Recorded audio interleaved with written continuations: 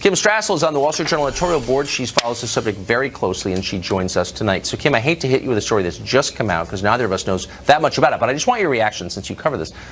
We learned in the New York Times piece 50 minutes ago that U.S. intel agencies under the Trump administration paid $100,000 to get salacious information and apparently false information on Trump. Does that sound kind of just like normal business as usual to you?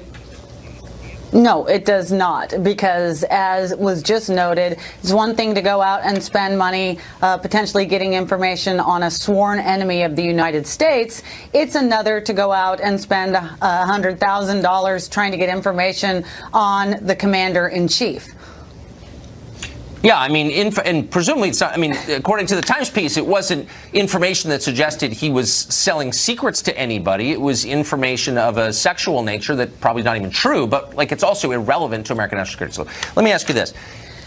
Do you find it striking that the very people who a year ago said anyone who claims Trump was spied on by the Obama administration is a nutcase or Alex Jones or whatever, tinfoil hat type, those same people are now telling us, like, yeah, of course, it's totally normal for one administration to spy on a rival presidential campaign. Like, no big deal.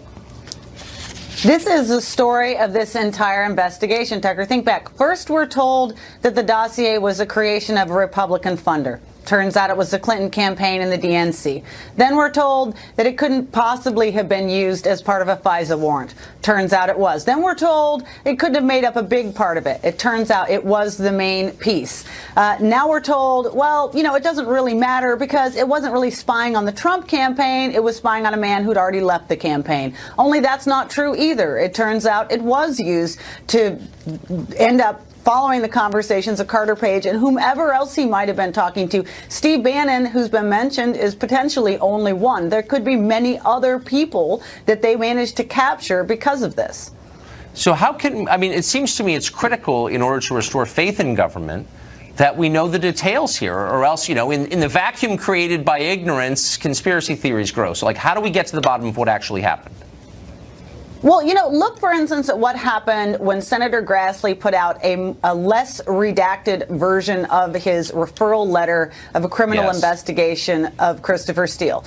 You know, we were told, oh, none of that could come out. It would damage sources, methods, highly classified. You look at it and you find out that the only thing that was in fact redacted was information that was highly scandalous and hurtful to the FBI that undermined it and the Justice Department. So my question is, why shouldn't we put out these FISA applications? Let's put out all the documents and see where the skeletons are. And yeah, we can try to be careful of sources and methods, but this has now become a farce of he said, she said, and the American public deserves to see it and judge it with their own eyes. Yeah, the embarrassment of federal bureaucrats is not justification for keeping something secret that doesn't belong to them. They don't own these documents. They belong to us. So, Kim Strassel, thanks for reminding us of all that. It was great. Thank you.